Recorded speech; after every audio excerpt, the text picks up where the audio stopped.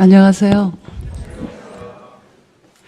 제가 성가를 들으면서 굉장히 오랜만에 뭔가 고향에 온 느낌이 들었습니다.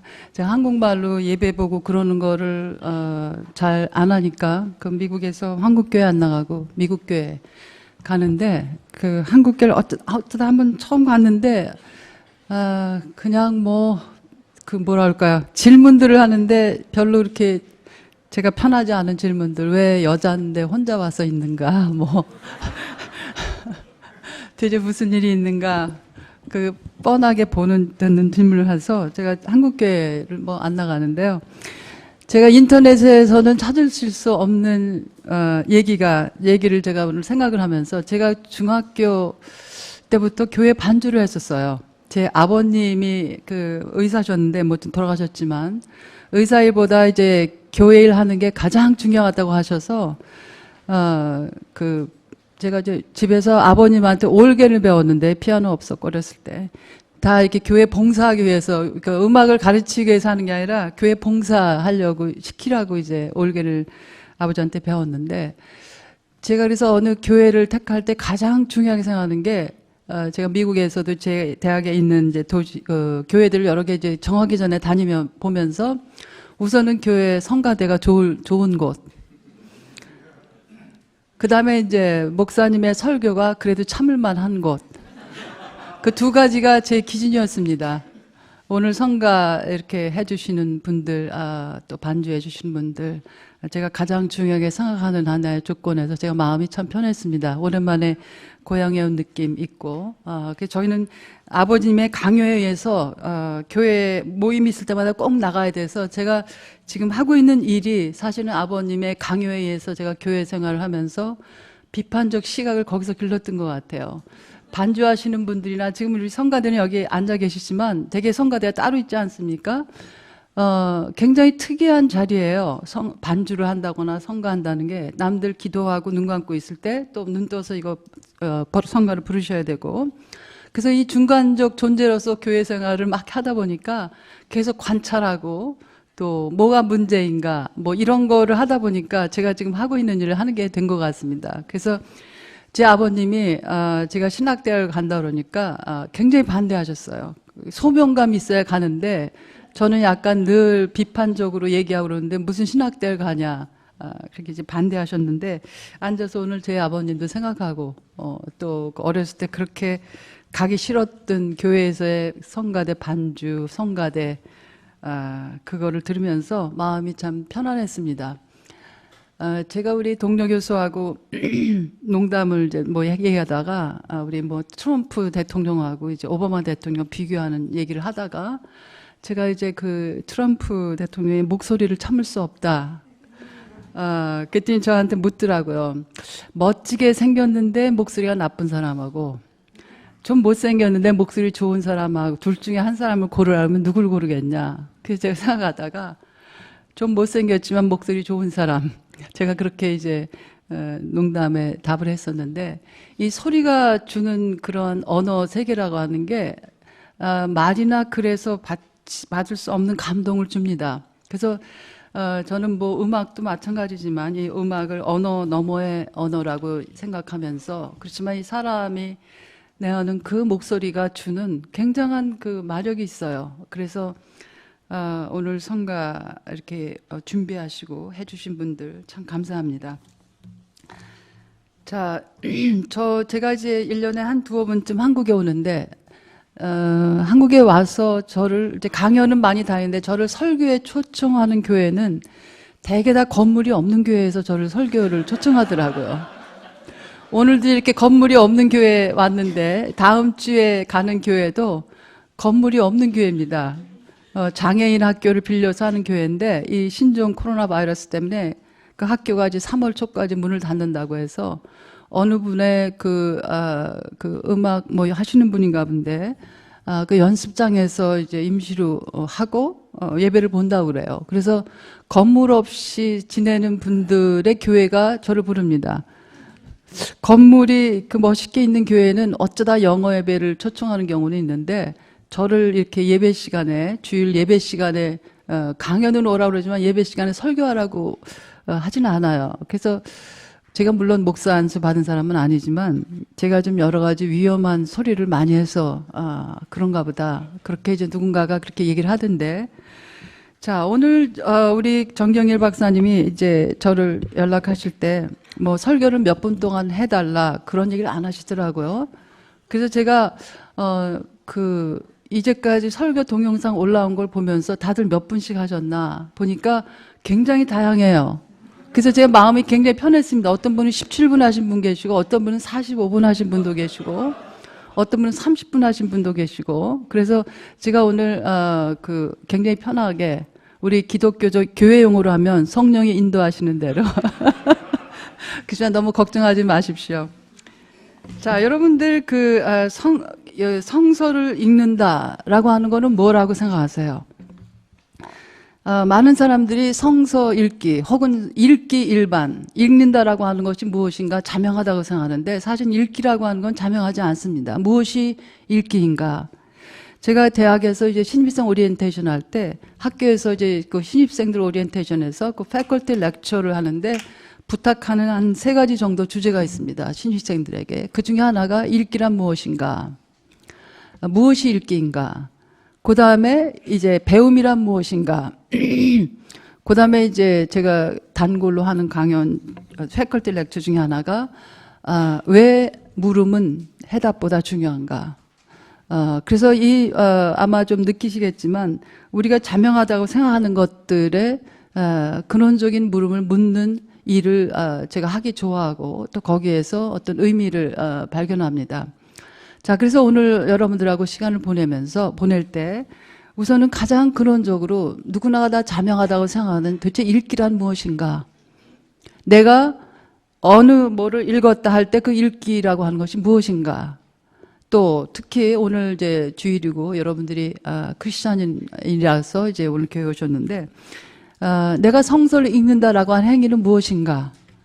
그걸 한번 다시 생각을 하시면서 저하고 같이 시간을 보내시면 좋겠습니다. 우리는 제가 이제 미국에 가기 전에 제가 지금 있는 대학에서 14년을 가르쳤는데 제가 가기 전에 한 시간이 1년 정도가 있었어요. 거기로 가겠다라고 하는 결정한 시간하고 가는 시간하고. 근데 제가 이제 다니던 그 한국에서 교회 목사님이 저한테 부탁이 있다 그래서 뭔가 그랬더니 1년 동안 미국 가기 전까지 영어 예배를 해달라고 그러더라고요. 그래서 제가 아니 이 교회는 뭐 외국 사람도 하나도 없고 무슨 영어 예배가 왜 필요한가? 무슨 뭐 선교 전략으로 하려고 그러는 건가? 그랬더니 외국에서 살다 오시고 뭐 공부도 하시고 그런 분들을 중심으로 해서 영어 예배를 보고 싶다고 자꾸 그러신대요. 그래서 제가 미국 가기 전에 그 1년이라도 좀 어떻게 이용해 보자 뭐 그렇게 하셔가지고 그래서 제가 생각하다가 뭐 어차피 교회 가니까 뭐 영어 예배 한번 그냥 해보자. 그런데 처음에 이제 한 15분 정도가 모여서 하는데 저도 그때 예상하지 않았던 경험을 했는데 그리고 점점 한 뭐 30분 정도까지 좀 이렇게 늘어졌습니다. 거기서 말하시는 분들이 성서를 읽거나 이렇게 여러 가지 이제 그 예배 순서를 할 때 영어로 다 하니까 이게 낯선 언어이지 않습니까?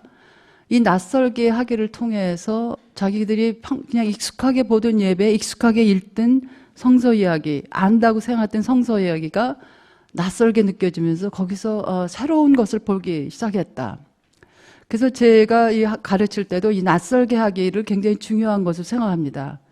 니체라고 하는 사람은 그래서 이 적극적 망각, 액티브 포게팅이라고 하는 이제 말을 쓰는데 저는 여러분들에게 이 오늘 읽은 이 성서 이야기가 여러분들이 잘 아는 이야기겠지만 전혀 모르는 이야기라고 생각하시면서 정말 새롭게 한번 생전 처음 읽는 거라고 생각하시면서 한번 그 얘기를 한번 추정해 보기 바랍니다. 그리고 그 다음에는 여러분들이 성서를 읽을 때 거기 쓰여진 것만 읽는 것이 아니라 쓰여지지 않은 것들 또 들려지지 않는 목소리까지 상상하면서 읽는 것 그것을 한번 우리가 해보면 좋겠습니다.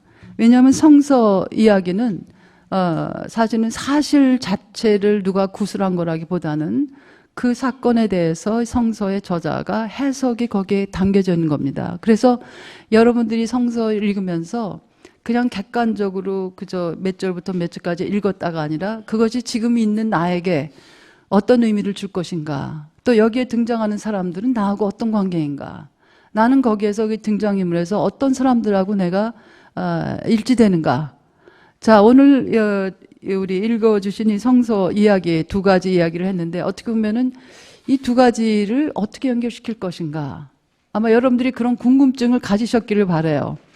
아무 궁금증이나 그런 호기심이 없으면 여러분들은 아무것도 가져갈 것이 없습니다.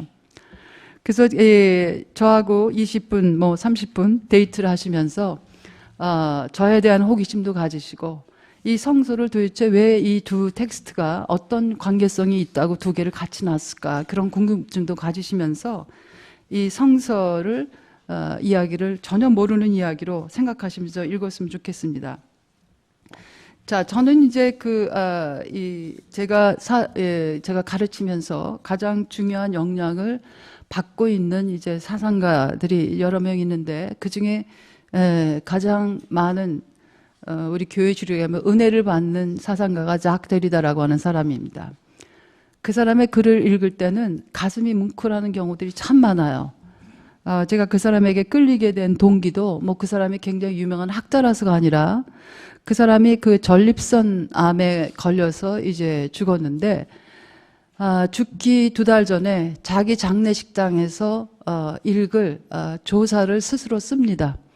아들이 둘이었는데, 그리고 이 사람은 무수한 사람들의 장례식에서 그 조사를 읽었어요. 그래서 그 조사만 모은 책이 애도의 그 글만 모은 The Works of Mourning이라고 해서 애도의 글만 모은 책이 있습니다. 그러니까 이 사람은 무수한 사람들의 장례식장에서 그 사람을 기억하면서 애도하는 글을 썼는데, 자기가 이제 곧 죽음에 이를 것이라고 하는 것을 생각하면서 자기 침상에서 자기 조사를 썼습니다. 거기에 보면은 자기 아들이 둘인데 그 둘 중에 아들 하나에게 읽게 하기 때문에 거기서는 3인칭을 씁니다. 시작이. 그는 여러분들에게 슬퍼하지 말라고 말합니다. 그리고 좋았던 일만 기억하라고 말합니다. 자, 제가 이렇게 기억을 하면은 그런 겁니다. 그는 해서 3인칭을 하다가, 그 다음에 그는 다음과 같이 말합니다. 마지막 문장이 이렇게 끝납니다. 내가 어디에 있든지 나는 여러분들을 향해서 웃을 겁니다. 그리고 여러분들을 사랑합니다. 제가 우연히 그 조사를 스스로 자기 장례식을 위해서 쓴 조사를 읽으면서 그 쫙 때리다가 침상에서 그 죽음이 가까울 것을 알면서 자기가 참석했던 무수한 장례식들을 기억하면서 자기 죽음 후에 올 사람들이 장례식에서 어떤 모습으로 앉아있을 것까지 상상하면서 슬퍼하지 말고 나하고의 좋은 기억, 추억만 생각해달라. 그리고 내가 어디 있을지 모르지만 내가 어디 있든지 나는 당신들에게 웃음을 스마일 할 것이다. 미소를 지을 것이다. 제가 어느 날 그거를 읽으면서 가슴이 뭉클했어요. 이미 데리다의 책들이 책꽂이에는 오래전부터 있었는데, 그저 유명한 사람, 디컨스트럭션, 해체 이런 걸로 유명한 사람인데, 그게 마음에 끌려서 이 사람을 한번 깊이 파보겠다 이런 욕구가 생기지 않았는데, 저에게 그렇게 다가온 것은, 만난 것은 바로 그 사람이 자기의 죽음의 침상에서 쓴 조사입니다. 굉장히 난해한 글을 쓰는 사람이 자기의 삶을 매듭 지으면서 뭐가 진정으로 중요한 것인가, 거기에서 이제 미소라는 말, 스마일이라고 하는 말이 굉장히 저에게 많이 다가왔습니다. 그러면서 제가 거기에서 처음으로 작 데리다에 대한 호기심이 생기고 소위 작 데리다의 데이트가 시작이 됐었습니다. 자, 그 작 데리다가 이런 말을 합니다. 이 존재한다는 것은 상속받는다는 것이다. 자, 그런데 우리는 오늘 지금 교회 전통도 상속받고, 한국 사회라고 하는 것도 상속받고, 한국 문화, 또 이 세계 사회의 모든 여러 가지 문명들, 이런 것을 우리가 유산으로 받습니다. 그래서 우리 모두는 유산 상속자다. 그래서 to be is to inherit. 자, 그런데 이 상속받는다라고 하는 것은, 유산인 상속받는다라고 하는 것은 신나고 좋기만 한 게 아니에요. 그거는 주어진 것이 아니라 그것은 우리에게 과제다. 저는 이 말이 굉장히 많은 사람들에게 굉장히 중요한 의미를 시사한다고 생각합니다. 자, 우리가 살아있는 나라고 하는 것은 무수한 유산을 상속받는 건데 그 유산 상속을 우리가 무엇으로 생각하는 것이냐. 그냥 주어진 것으로 수동적으로 받는 것이 아니라 그 상속받은 거에 대한 우리의 과제는 무엇인가. 데리다는 두 가지를 얘기했는데 저는 세 가지를 여러분들하고 나누고 싶습니다. 하나는 이 전통에 대한 어떤 긍정이에요. 자, 우리 기독교 여러분들이 끊임없이 예수 하나님을 호명하지 않습니까? 그런 전통이 가지고 있는 중요한 것, 소중한 것을 지켜내는 그런 전통과의 연속성, 그 전통이 가지고 있는 중요한 것들을 긍정하고 인정하는 것, 그것이 첫 번째 전통에 대한 우리의 과제입니다. 두 번째는 그 전통이 주어진 것만이 아니라 과제라고 할 때는 거기에서는 그 전통이 가지고 있는 어떤 안 좋은 것들, 차별적인 것들, 파괴적인 것들, 배제적인 것들에 대한 문제 제기하는 거예요. 컨테스테이션.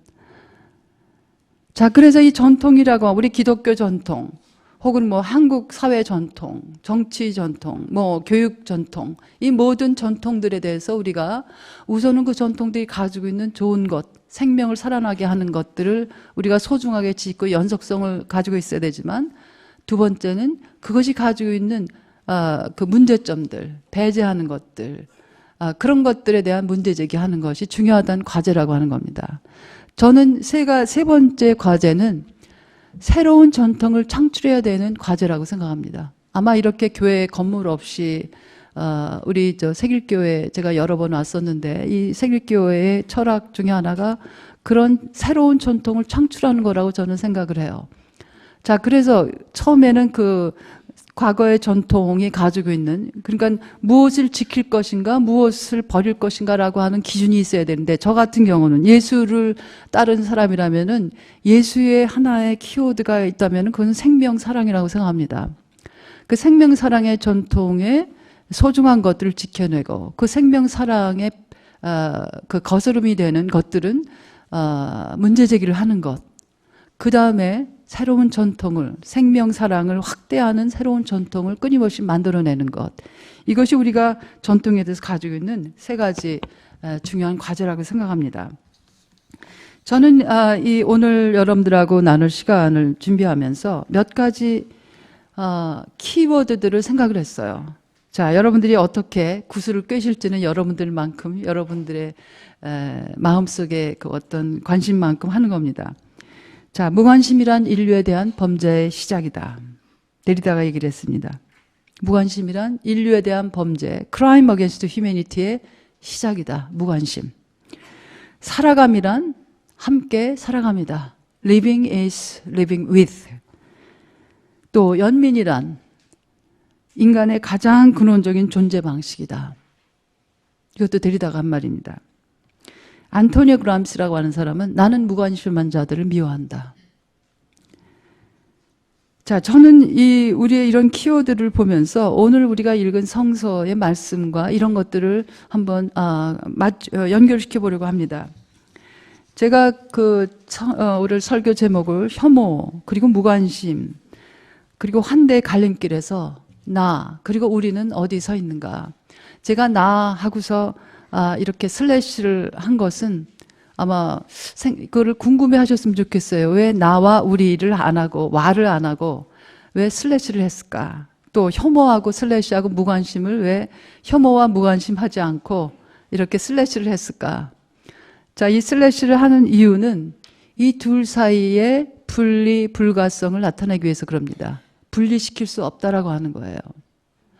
많은 사람들은 예를 들어서 혐오라고 하는 것은 굉장히 노골적인 방식으로만 진행된다고 생각을 해요. 그래서 늘 누구든지 쉽게 알아차릴 수 있는 게 혐오라고 생각하는데, 혐오에 대해서 아주 구체적으로 들어가 보면은 많은 혐오들은 본인이 혐오한다는 생각 전혀 하지 못하고 혐오가 진행됩니다. 다양한 형태로 은밀하게 웃음을 띠고 혐오가 진행돼요. 그래서 혐오가 무엇이냐라고 하는 거에 대한 우리의 굉장히 비판적 성찰이 필요한 이유입니다. 그래서 혐오와 무관심은 분리시켜서 생각할 수 없다.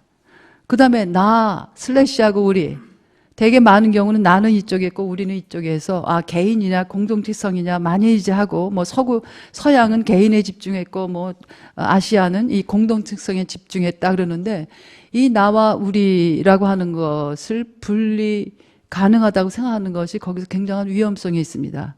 나만을 따로 보는 사람들은 우리의 구조들을 연결시키는 그 중요성을 보지 못하고 우리라고 하는 것만을 강조하는 사람들은 이 나라고 하는 이런 주체성, 개체성의 중요한 의미들을 놓칩니다. 그래서 많은 소위 유교 사회에서 왜 나라고 하는 개체적 존재, 개별성의 윤리가 억제되고 있냐 하면은 그저 우리 공동체의 평화를 위해서, 조화를 위해서 가만히 있어라.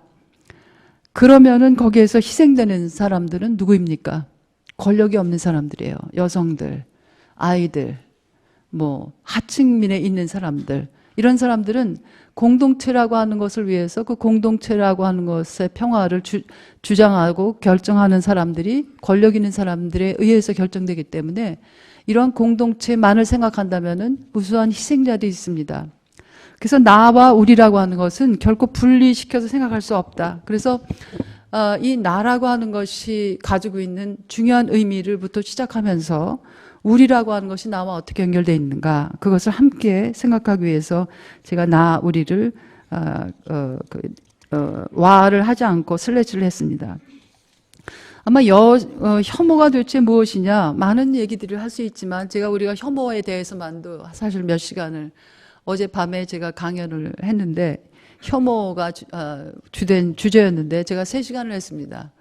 그래도 하지 못한 얘기들이 참 많은데 오늘 여러분들하고 짧은 시간에 혐오에 대해서 깊이 얘기하고 싶은 마음은 굴뚝 같지만 그저 간략하게만 얘기하면 무수한 혐오들이 현대사회에서 인식되고 있습니다. 자, 뭐 쉽게 우리 한국사에서 나오는 거 제가 몇 가지만 이름만 쭉 하면은 여성 혐오, 또 트랜스 혐오, 최근에 이제 뭐 숙명여대 사건에서도 보이지만 여성 혐오, 트랜스 혐오, 난민 혐오, 또 외국인 혐오, 이슬람 혐오, 장애 혐오, 성소수자 혐오, 이런 다양한 이미 명명이 된 혐오들이 이제 새롭게 등장하고 있습니다.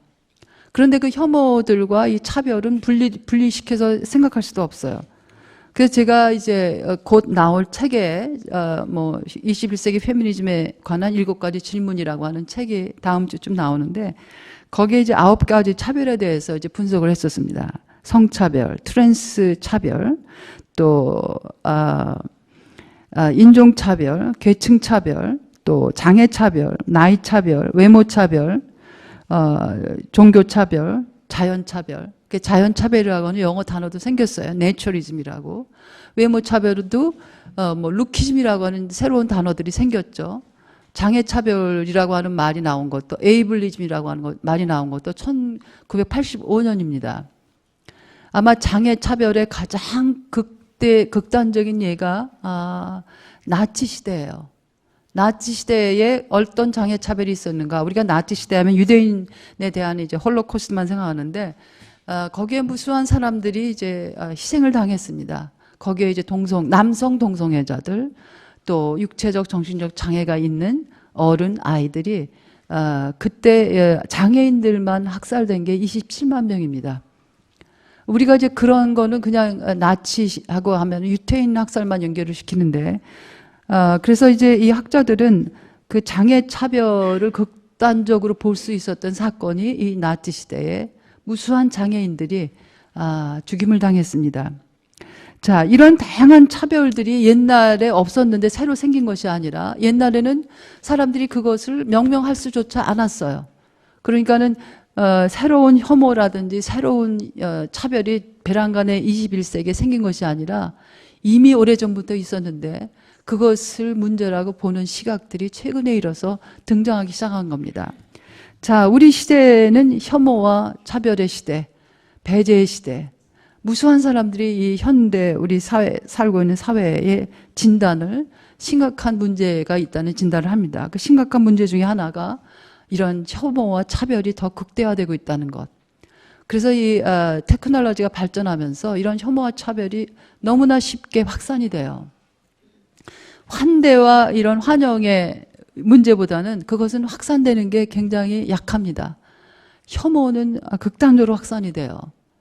제가 이번 서울신문에 이제 칼럼을 어제 보내면서 이 트랜스 혐오에 대한 글을 썼는데, 서울신문의 낮꿈꿈이라고 하는 칼럼을 이제 한 달에 한 번 쓰고 있습니다. 자, 숭령여대 트랜스 여성이죠. 트랜스 여성이 입학을 했을 때에 환대 성명서도 나왔어요. 혐오의 배제, 이 성명서도 나왔는데, 환대 성명서가 더 확실한 영향력을 미치기보다는 혐오와 차별과 배제의 성명서가 훨씬 더 많은 영향력을 미치면서 SNS를 덮었습니다. 진짜 여성이냐 가짜 여성이냐라고 하는 정말 포인트가 맞지 않는 문제 가지고 무수한 만약에 이 사람이 이러면 어떡하냐, 만약에 어떡하냐, 무수한 만약을 양산해내면서 그 만약이 현실로 둔갑을 합니다.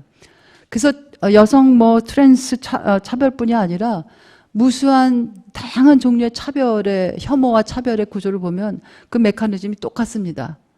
둘로 나눠놓고 그 한쪽의 사람들을 열등한 사람들, 비정상인 사람들, 또 위험하고 위협적인 존재로 규정을 하고, 그래서 다양한 만약들을 생산합니다. 만약에 이 사람이 이렇게 하면 어떡하냐, 만약에 이 사람이 이렇게 하면 어떡하냐. 그래서 만약들이 이제 현실이 돼버려요. 그러면은 이 혐오의 메시지들이 환대의 메시지보다 훨씬 더 영향력과 파급력이 파괴적입니다. 그래서 저는 그걸 보면서 저 성서에서 보이는 이 환대나 혐오의 목소리들이 무엇인가. 자, 여러분들이 그 환대라고 하는 것을 영어로요, hospitality를 한번 구글에 치시면은 맨 먼저 나오는 것들이 뭔지 아십니까? 호텔 산업이에요. hospitality를 영어로 치면 그게 호텔 산업들이 나옵니다. 자, 이것은 이 호텔 산업이 먼저 나온다라고 하는 것은 환대라든지 사랑이라든지 이런 것들이 어떻게 소비되고 또 이 자본주의적 사유 방식에 의해서 왜곡되는가. 그래서 철저히 환대라든지 우정이라든지 사랑이 교환 경제의 하나로 됩니다. 자, 당신이 나에게 뭘 주면 나도 주겠다. 이게 철저히 환대나 사랑으로 왜곡되고 있어요. 자, 그런데 여러분이 호텔에 들어가시면, 자, 이 직원들이 얼마나 환대합니까? 감정 노동이라는 말이 나올 정도로, 자, 고객님 사랑합니다. 그런데 뒤에 단서가 꼭 있죠. 뭐예요? 여러분들이 돈을 지불하는 한. 자, 호텔에서 돈도 안 냈는데 나 여기서 좀 머물게 해주시오. 그러면은 어느 호텔이 그래요, 손님을 환영합니다. 안 그러죠. 돈을 내야 거기서, 그러니까 조건이 언제나 붙은 환대와 사랑이에요. 그래서 사랑도 기브 앤 테이크로 이해되는 사랑. 선물도 내가 당신에게 선물을 줬으면 당신도 나도 그것을 보상해야 된다. 그런 것들로 해서 사실은 이 예수가 얘기하는 중요한 의미들이 철저하게 자본주의적으로 소비되고 있습니다. 왜곡되고 있어요. 그래서 우리는 그것이 너무나 이제 자연스럽게 느껴져 가지고 그 자연스러운 것이 문제가 있다는 것을 보지 못합니다. 그래서 저는 학생들에게 제가 이제 학교에서 가르칠 때 늘 등장하는 말 중에 하나가 무수한 D를 붙입니다. 탈. 그래서 어느 학생이 제 과목을 계속 듣던 학생이 어느 날 제가 쓰는 DE가 이제 탈이거든요. 자연화 할 때 탈자연화.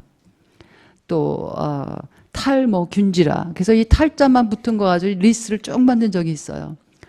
저는 여기서 우리가 성서를 볼 때, 읽을 때 그것을 우리의 정황하고 연결시킬 때 이 탈자연화를 꼭 해야 된다고 생각합니다.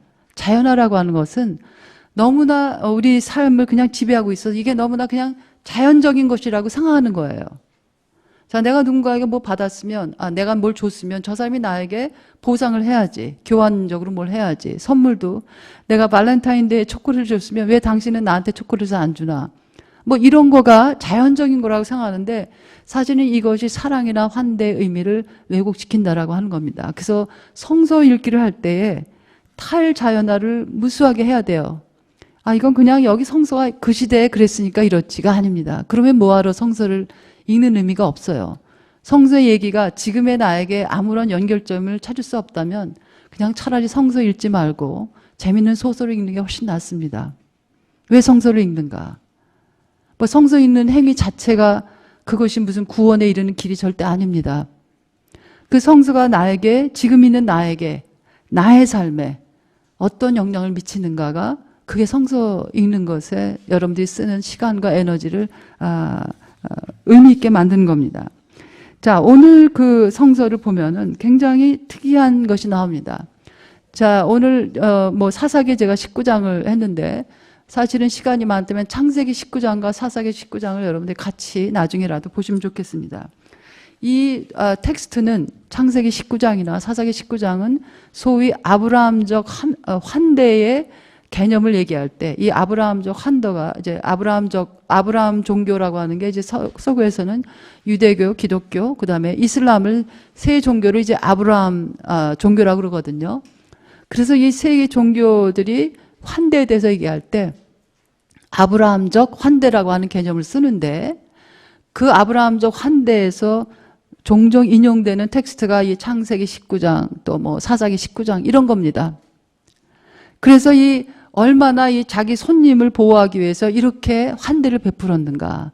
이게 이제 우리 전통적인 환대에 대한, 아브라함적 환대에 대한 성서 읽기입니다. 여러분들이 이 성서를 읽으시면서 전혀 처음 본 성서라고 생각하시면서 한번 읽어보세요. 자, 여기 성서에 보면은 오늘 이제 사사기 거기에 보면은 이제 자, 레위인이, 주인이 자기 손님으로 온 레위인을 환대하기 위해서 집 안에 드립니다. 자, 그런데 이제 뭐 아시겠지만 동네 사람들이 저 손님 내놔라. 자, 손님 내놔라. 그러니까는 주인이 손님을 보호하기 위해서 뭐를 합니까? 자기 자, 남자를 모르는 딸, 또 그 손님의 첩, 글쎄 첩이라는 말이 요즘도 그렇게 쓰이고 있는지는 모르겠지만 어쨌든 그 사람을 내어줍니다. 자, 여기서 여러분들이 뭐를 느끼세요? 여기에 쓰여져 있지는 않은 얘기까지 이제 상상을 하셔야 돼요. 제가 한 번은 제가 뭐 신학대학원에서 가르치면서 어느 과목에서 이 성서에 나오는 사람들과 인터뷰하는 것을 이제 학생들에게 실험적으로 시킨 적이 있습니다. 인터뷰하는 것을 써서 내는 것. 어떤 학생은 여기에서 이 아버지에 의해서 끌려 밖에 사람들에게 자, 이 딸 마음대로 하십시오. 그 딸을 가지고 인터뷰한 학생들도 있었어요. 성서에는 여기에는 목소리가 없는 소위 살아있지만 살아있지 않은 그 비존재들이 등장을 합니다. 자, 여기에 나오는 딸, 또 레위인의 미스트레스죠. 뭐 어떤 관계인지는 모르겠지만 그 사람들은 여기서 아무런 목소리가 없어요. 성서 읽기라고 하는 것은 여기에 쓰여져 있는 것만이 아니라 쓰여져 있지 않은 것까지 여러분들이 상상하면서, 그래서 신학적 상상력, 시적 상상력, 문학적 상상력, 철학적 상상력이 필요합니다. 이 사람들은 무엇을 경험했을까? 자, 환대, 이 레위인 손님은 환대를 경험했겠지만 이 딸과 이 레위인의 미스트레스는 그 고도의 적대를 경험해요. 자, 여러분들은 이 텍스트를 환대의 텍스트로 읽을 것인가, 적대의 텍스트로 읽을 것인가, 여러분만큼 읽으시면 됩니다. 그래서 이 니체가 그런 말을 해요. 사실이란 없다. 해석만이 있을 뿐. 이 동일한 현장에서 그것을 어떻게 해석하느냐는 내가 가지고 있는 이 나의 눈, 시각, 보는 방식, 해석 방식에 따라 달라요. 어떤 사람은 이것이 굉장한 환대의 텍스트지만 어떤 사람에게는 끔찍한 적대의 텍스트입니다. 자, 여기에서는 여성이 소유물로 그냥 물건처럼 취급당했다라고 하는 것, 그 여성은 한 인간이 아니라고 하는 것, 그 여성이 가지고 있는 한 개별성으로서의, 개별적 존재로서의 어떤 인격이라든지, 성서대로 하면 신의 이미지로 창조된 존재라든지 이런 개념이 여기에는 전혀 없습니다. 그래서 자, 이것을, 이 환대의 장애는 우리가 환대만을 보는 것이 아니라 언제나 이면에 무수한 적대의 사건들이 있습니다. 그래서 데리다가 이 적대와 환대를 묶어서 새로운 말을 만들어내요. hostility가 적대인데 hostility하고 환대라고 하는 hospitality하고 묶어서 hospitality라고 하는 말을 만들어냅니다. 이거 발음하기가 우리 뭐 학생들도 굉장히 힘들어하는데 hospitality입니다. hostility하고 hospitality하고 합해서 그러니까 한국말로 하면 적환대겠죠. 적환대. 그래서 이 환대라고 하는 것이 그렇게 단순하거나 한 모양이 아니라고 하는 것을 우리 현실 사회에서는 자, 우리 한국민에게 환대를 베풀기 위해서 난민들에게 적대를 해야 됩니다. 자, 그런 상황 속에서 늘 흑백 논리로 해서 이거를 택하면 저거를 버려야 되는 이런 우리의 사유방식 속에서는 무수한 주변민들이 희생자로 등장을 합니다. 자, 여기에서 우리는 무엇을 볼 것인가? 제가 이 보기 방식에 대해서 예수의 보기 방식을 제가 이제 오늘 여러분들하고 나누는 것 중에 있는데, 자, 그 구약에 나오는 이 사사기에 나오는 이 텍스트, 이것을 환대 텍스트인가 적대 텍스트인가? 여기에는 어떤 혐오들이 자리 잡고 있는가? 어떤 차별이 여기에 자리 잡고 있는가? 저는 한 텍스트를 가지고 다양한 측면에서 그것을 가지고 파고들고 또 현대 문제와 연결시켜서 보는 것, 그것이 바로 성서 읽기의 의미라고 생각합니다. 여러분들이 이 사사기 19장의 장면에서 여러분들이 그 자리에 있었다면 여러분들은 어디에 있었을 것 같습니까? 밖에서 손님을 내놓으라고 하는 그 무리 속에 있는가? 또 자기 딸과 손님의 미스트레스를 막 내어주는 사람일까? 아니면 그 딸일까? 손님일까? 성서에 보면은 이 환대에 대한 얘기에는 여성은 이 환대라고 할 때는 언제나 이 구성 요소가 있죠. 주인과 호스트와 게스트가 있습니다. 여성은 호스트로 등장한 적도 없고 게스트로 등장하지도 않아요. 그래서 끊임없이 거기에 호스트와 게스트로 등장하는 사람들은 남성입니다. 아마 놀라지 않으시겠죠? 너무나 당연할 거 아니까. 창세기 1장에 무수한 이제 미국에서 여성운동 하던 초기 사람들이 중요한 성서 텍스트로 사용하던 게 창세기 1장 27절입니다. 신이 인간을 창조했는데 남자와 여자를 자신의 이미지로 창조했다. 자, 그 텍스트가 이 존재론적 평등성을 뒷받침하는 텍스트로 많이 사용됐습니다. 자, 저는 그 사케오 얘기를 굉장히 중요한 텍스트라고 생각을 합니다. 왜냐하면 다양한 얘기들을 그 사케오 얘기로부터 우리가 끄집어낼 수 있어요. 제가 이제 쓴 글들에 보면은 제가 한국말 성경을 인용하지 않고 영어 성경을 번역해서 씁니다. 그 중요한 이유 중에 하나는 번역이라고 하는 것은 어떤 사람은 이제 번역은 반역이다. 하지만 번역은 그 번역된 언어의 문화 가치 체제를 반영하고 있어요. 자, 우리나라 말에는 그 존댓말과 반말이 있지 않습니까? 저는 예수에 관련된 그 복음서를 읽을 때마다 한국말을 읽을 때마다 가장 마음에 걸리는 거가 예수가 누구에게나 다 반말하는 거예요. 자, 여기 오늘도 여러분들이 읽은 텍스트를 보면은 자, 반말을 딱 합니다. 그죠? 자, 이 장면을 이것을 처음 듣는 얘기라고 생각하시고서 한번 그 장면을 상상해 보세요. 자, 뭐 여기 지금 우리 몇 분이 모이신 건지 모르겠지만 이거보다 훨씬 많이 모인 그런 자, 예수라는 사람이 글쎄 뭐 유명해졌어요. SNS도 없었는데 왜 이렇게 유명해졌는지는 잘 모르겠지만 어쨌든 많은 사람들이 예수를 만나러 왔습니다. 자, 뭐 마이크도 없었을 거고 뭐 그 장면을 한번 상상해 보세요. 상상력이 풍부한 사람들이 저는 신앙생활도 잘할 수 있다고 생각합니다.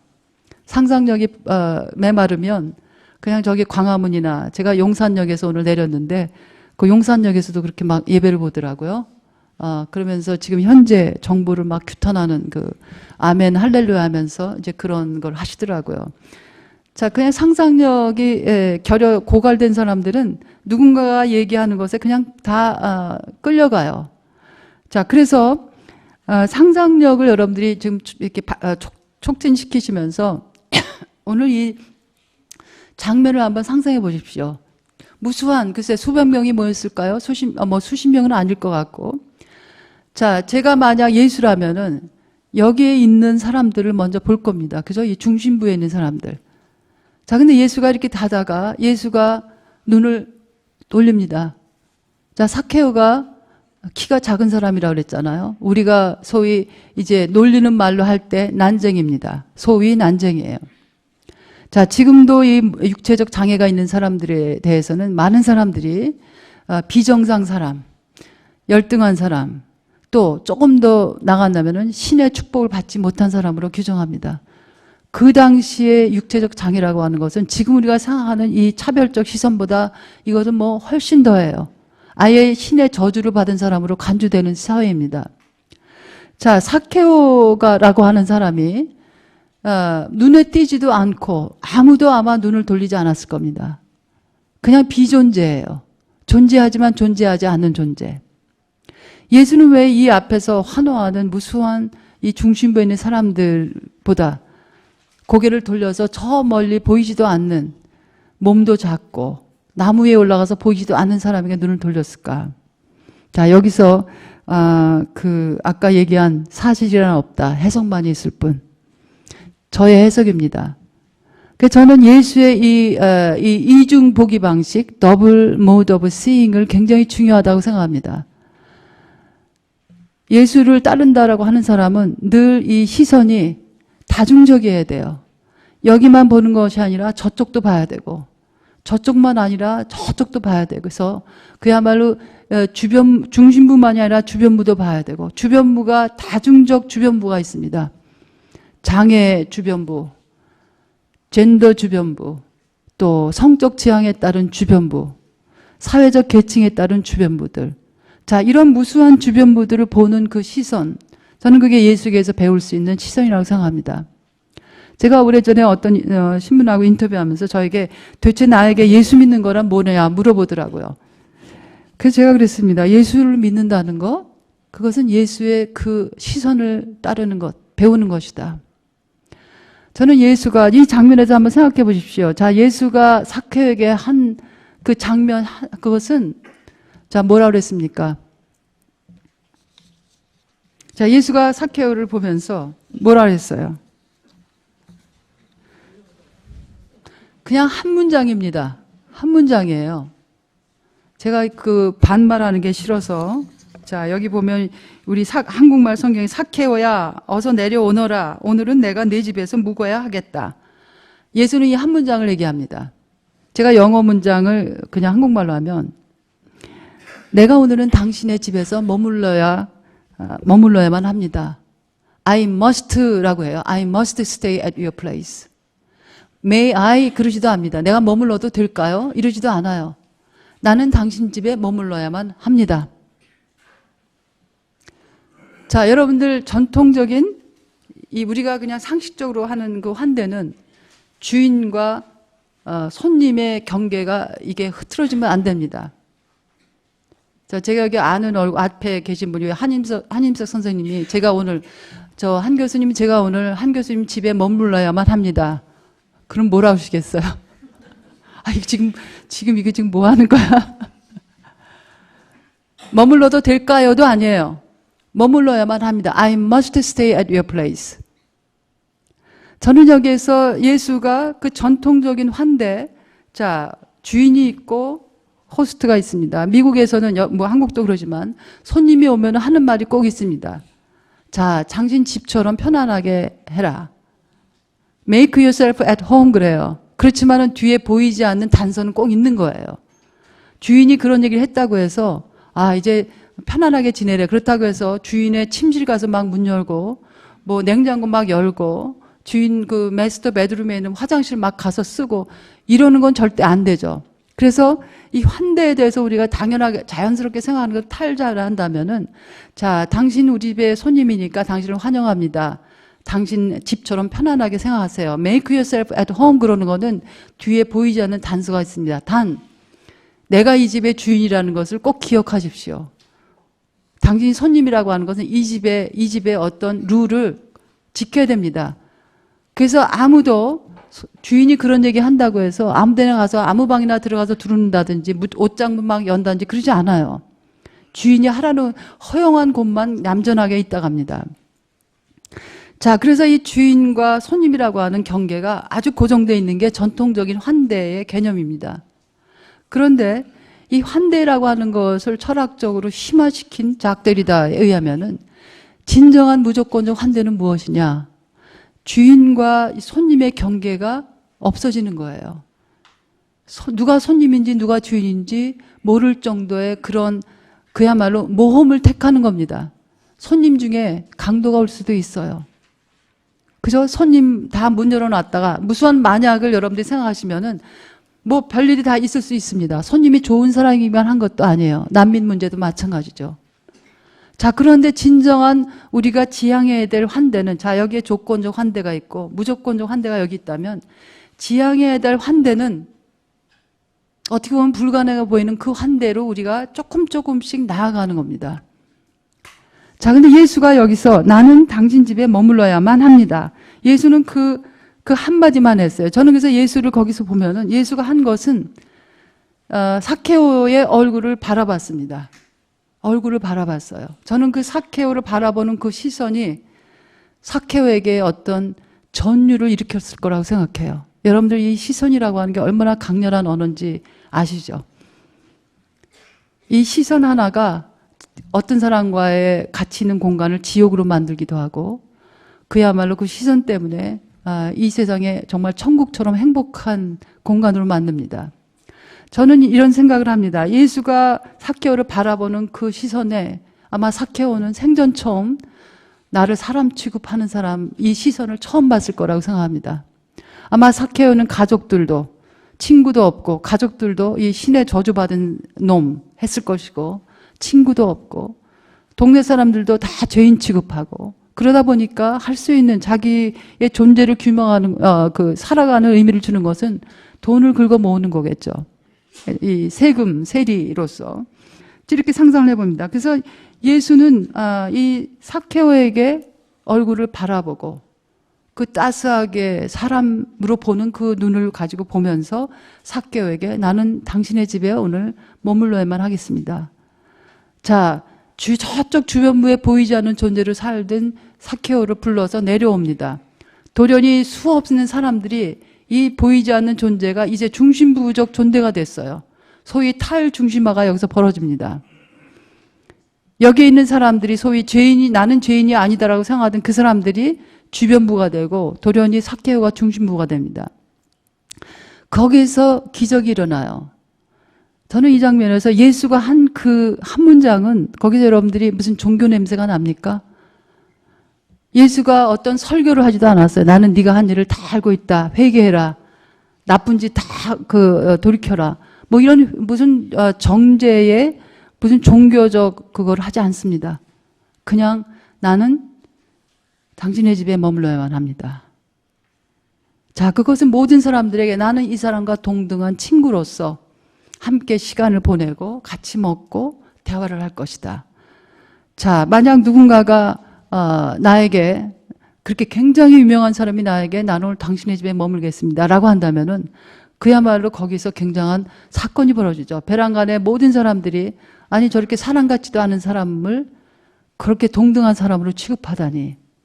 자, 거기에서 삭케오에게 before and after가 있다고 봐요. 제가 학기 말에는 학생들에게 그 마지막 날 숙제가 그겁니다. 500자로 이 과목을 택하기 전과 택한 다음에 당신 자신을 분석해라. before and after를 꼭 내게 합니다. 저는 여기서 제가 이제 뭐 가르치는 일이 그거니까 삭케오에게서 before와 after가 어떤 게 있을까? 아마 예수를 만나기 전에 삭케오는 자기 자신을 볼 때 그냥 비존재로서 살아갔어요. 신의 저주를 받은 사람이라고 하는 무수한 질시, 배제, 혐오의 눈을 참아내면서 일생을 살아갔을 것입니다. 그래서 세리로서 물질을 착취하는 것만을 통해서 그냥 자기 삶에 그나마 의미를 찾았을 겁니다. 그런데 이 삭케오는 왜 그렇게 뽕남에 올라갔을까? 저는 그것이 삭케오에게 가지고 있었던 하나의 희망의 불씨라고 생각합니다. 모든 것을 다 포기하고 좌절했다면 뭐 예수란 사람이 오든 말든 그건 무슨 상관인가? 거기에서 이 삭케오는 뭔가 의미 있는 것, 뭔가 어떤 뭐에 대한 배고픔이나 호기심이 있기에 나무로 올라갔다. 이게 비포입니다. 자, after 예수를 만난 다음에 예수가 자기를 사람 취급하면서 처음으로 인간으로 봅니다. 저는 그 장면이, 짧은 그 장면이 거기에서 삭개오에게는 그 전적으로 돌이킬 수 없는 굉장한 하나의 새로운 주체로서 탄생하는 순간이라고 생각합니다. 자, 예수가 한 말은 기억하세요. 그냥 한 문장이에요. 무슨 회개하라도 아닙니다. 전혀 종교적인 냄새가 하나도 안 나는 말입니다. 나는 당신의 집에 머물러야만 합니다.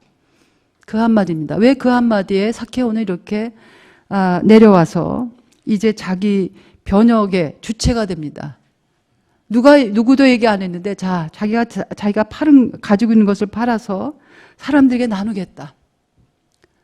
그래서 이 삭개오가 수동적 존재가 아니라 이제는 자기 삶을 변혁시키는 적극적인 긍정적 주체로서 새롭게 태어나요. 자, 저는 이 장면이 사실은 예수를 믿는다는 것의 핵심을 보여준다고 생각합니다. 예수의 이름으로 예수의 어떤 소위 복음, 굿뉴스라고 하는 것을 우리가 다른 사람이라고 할 때 그게 도대체 무슨 의미인가? 저는 이 텍스트를 하나만 가지고 다양한 얘기를 끄집어낼 수 있다고 봅니다. 자, 그래서 예수는 가만히 보면 예수의 그 사복음서에 나타난 예수의 언행을 보면 예수는 종교 자체에 대해서는 관심이 전혀 없었습니다. 제가 이런 얘기를 하면 도대체 강남수는 도대체 기독교인인가 아닌가? 무신론자인가 유신론자인가? 제가 어쩌다 그런 질문 받고 그럽니다. 도대체 성서는 읽습니까? 우리가 예수하고 제도화된 종교로서의 기독교가 언제나 일치한다고 생각하면 굉장히 위험해요. 예수가 여기 있고 제도화된 기독교, 종교로서의 기독교는 여기 있습니다. 그래서 진정으로 예수를 따르고 싶어하는 사람은 이 둘 사이의 거리를 어떻게 하면 좁힐 수 있을까? 그래서 여러분들은 이 사이 존재예요. 이 문지방 같은 사이에서 여러분들은 이것을 점점점 이 거리를 좁혀나가기 위한 시도를 하는 겁니다. 저는 그 중에 하나가 여러분들이 교회 건물 갖는 것을 우리가 안 하겠다. 뭐 못하는 건지는 모르겠지만 안 하겠다. 안 하겠다고 이제 선언을 하신 거 아닙니까? 그래서 전통적인 기독교가 가지고 있는 여러 가지 이 위계적 구조들, 또 그 존재 자체를 위해서 소모되는 여러 가지 에너지들을 다른 곳에 쏟겠다. 가능하면 탈위계적 공동체를 만들어 보겠다. 저는 이런 정신을 가지고 있다면은 다양한 어떤 차별적 구조들, 주변적 구조들에 대한 이 예민성, 그것을 학습하기 위한 이 공동의 노력들, 개별적 노력들이 계속 진행되어야 된다고 봐요.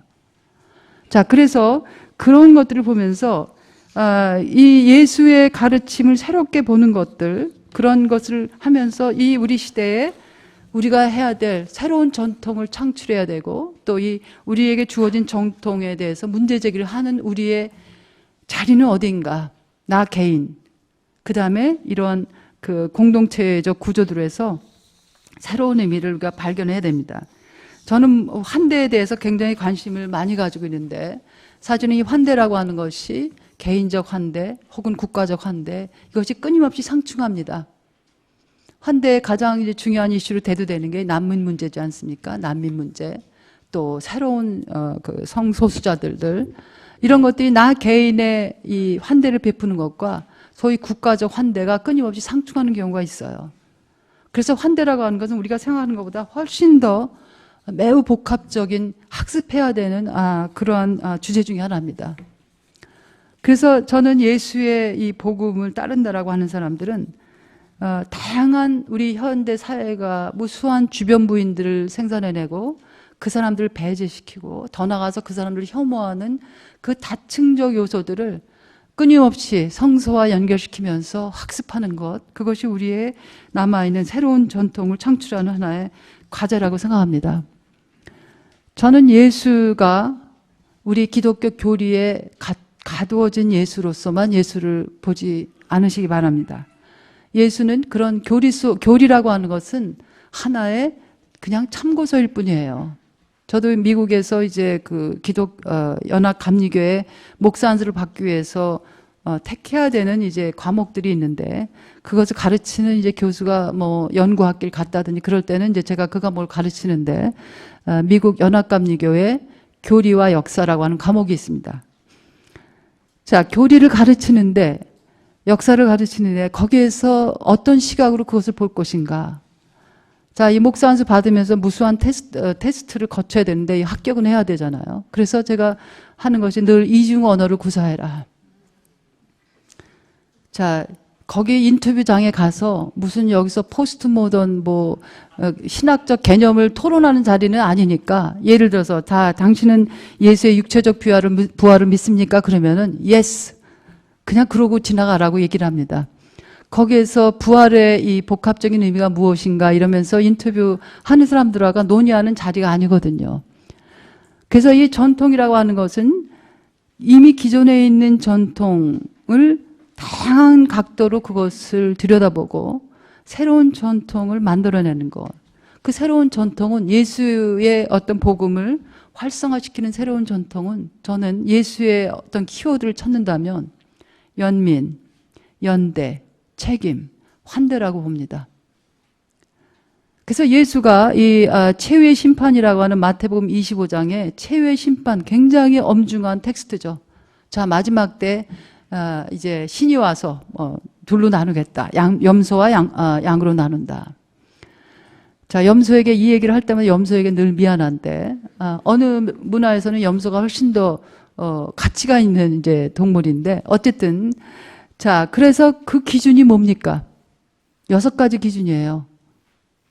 그 기준을 여러분들이 들여다보시면 예수의 복음의 핵심이 거기 드러납니다. 6가지 기준은 그 살펴보면 예수는 종교 자체에 대해서는 아무 언급이 없어요. 자, 배고픈 사람들에게 먹을 걸 주었는가? 첫째 기준입니다. 당신이 배고픈 사람들에게 먹을 걸 줬습니까? 또 목마른 사람에게 마실 걸 줬습니까?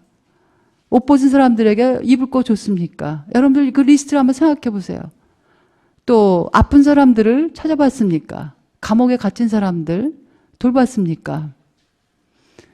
낯선 사람들 환영했습니까? 자, 이 6가지에 어느 것도 무슨 주일 성수했습니까? 그렇다고 여러분들 주일날 빠지시라는 얘기 아닙니다.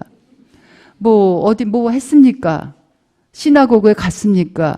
교회, 예수는 이 기독교회라고 하는 존재를 알 수가 없죠. 자, 6가지를 보면은요. 자, 키워드가 뭡니까? 타자에 대한 환대, 연민, 함께 아파하는 그 연민, 그 사람들에 대한 책임성. 이 바로 예수를 따르는 길이에요. 그래서 잔 카푸토라고 하는 철학자는 이 종교라고 하는 것은 무엇이냐? 그건 종교는 연인들을 위한 것이다. lovers. 자, 이렇게 남자 여자 무슨 이런 친밀성의 관계를 말하는 사랑만이 아니라 자기 자신도 사랑하고 또 다양한 타자들을 사랑하는 것이 무엇인가를 고민하는 사람들이 바로 종교라고 하는 겁니다. 그래서 종교란 무엇인가? 저는 기독교란 무엇인가? 예수를 따르는 것이란 무엇인가? 자지 작 데리다의 말을 인용하면 종교라는 것은 불가능성의 열정입니다. Religion is passion for the impossible. 예수는 끊임없이 우리에게 불가능한 것을 하라고 해요. 자, 당신 자신을 사랑한 것처럼 이웃도 사랑하고, 그 다음에 어디까지 확장됩니까? 원수까지 사랑하라고 그래요. 이건 무슨 얘기겠어요? 그냥 몽땅 다 사랑하라고 하는 겁니다. 거기서 나를 빼놓을 수는 없어요. 나 사랑이, 그래서 그 한나 렌트가 이런 얘기를 해요. 자기 자신을 사랑할 줄 모르는 사람은 타자 사랑을 어떻게 하는가? 그래서 우리의 우선적인 과제는 도대체 내가 나를 사랑한다는 건 무엇인가라고 하는 물음과 씨름하는 겁니다. 이기적인 것과 내가 나를 사랑한다는 것의 경계는 무엇일까? 자, 그래서 예수를 따르는 사람이라고 하는 것은 저는 그냥 맹목적으로 와서 늘 교회 와서 이런 거 하고 그러는 게 아니라 이러는 하나의 우리의 공동체적 행위 통해서도 나를 여기에 개입시키면서 나와 연결된 타자들을 끊임없이 연결시키면서 예수의 텍스트, 예수의 가르침, 예수의 우리가 얘기하는 굿뉴스를, 복음을 어떻게 나의 구체적인 삶, 또 내가 함께 삶을 나누어가는 타자들, 내가 속한 이 사회 공동체하고 내가 이 속에서 어떻게 변화의 씨앗을, 아주 작은 씨앗이라도 뿌리는 역할을 할 것인가, 이런 고민하는 사람들이 예수를 따르는 사람이라고 생각합니다. 자, 여러분들이, 제가 여러분들을 자주 뵙지는 못하지만 어떤 의미에서 한국의 기독교가 개독교라고 하는 그런 개에 대해서 굉장히 저는 이 얘기를 할 때마다 미안한데, 개가 얼마나 그 충실한 소중한 그 존재입니까? 그런데 어떻게 하다 보니까 마치 인간보다 훨씬 못한 존재처럼 그렇게 개독교라고 하는데, 그 정도로 이제 기독교가 가지고 있는 한국 사회에서의 그 역할, 모습이 참으로 수치스럽고 부끄러운 모습인데, 그런 와중에 거기서 작은 변화의 씨앗을 계속 뿌리는 이런 세길교회 같은 공동체들이 사실은 한국 사회 혹은 한국 기독교의 하나의 작은 희망의 씨앗이라고 생각을 합니다. 그런데 여러분들이 안주하지 마시고 무수한 그런 주변 부덕 존재들이 지금 이 공동체 안에 혹은 나의 삶의 반경에서 우리 사회에서 누가 있을까? 그것을 끊임없이 고민하고 함께 학습하고 또 구체적으로 행동으로 옮기는 그런 세길교회 여러분들이 됐으면 좋겠습니다. 기도하겠습니다.